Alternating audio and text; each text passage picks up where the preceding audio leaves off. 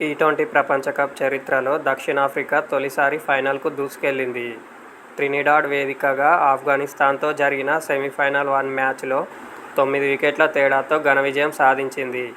కీలక మ్యాచ్లో ఆల్రౌండర్ ప్రదర్శనతో ఆకట్టుకుంది. ఇప్పటి వరకు అనూహ్య విజయాలతో అందరి దృష్టిని ఆకర్షించిన ఆఫ్ఘాన్ ఈ మ్యాచ్లో చేతులెత్తేసింది. దక్షిణాఫ్రికాపై ఏమాత్రం ప్రభావం చూపలేకపోయింది. కేవలం 56 పరుగులకే పరిమితమైంది. స్వల్ప లక్ష్య ఛేదనకు దిగిన దక్షిణాఫ్రికాకు ఆదిలోనే ఎదురుదెబ్బ తగిలింది. ఓపెనర్ డికాక్ 5 తక్కువ స్కోరుకే వెనుదిరిగాడు. ఆఫ్ఘాన్ బౌలర్లు చురకత్తుల్లాంటి బంతులు సంధిస్తుండడంతో మరో ఓపెనర్ హెండ్రిక్స్ 29 నాటౌట్. తొలి డౌన్లో వచ్చిన మార్కరమ్ 23 నాటౌట్. తొలుత ఒకింత తడబడ్డారు.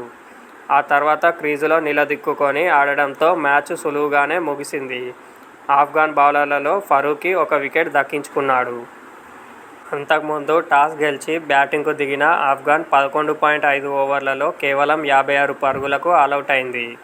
టోర్నీ ఆరంభం నుంచి ఇప్పటి వరకు అసాధారణ ప్రతిభ కనబర్చిన ఆఫ్ఘాన్ బ్యాటర్లు కీలక మ్యాచ్లో చేతులెత్తేశారు.